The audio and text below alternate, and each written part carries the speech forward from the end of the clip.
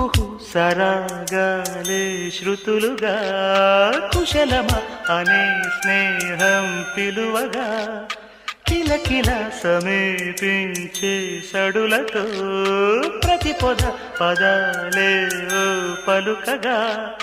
కునుకురాక బుట్ట బొమ్మ గుబురు గూదని వనములేచి వద్దకొచ్చి నిద్రపుచ్చని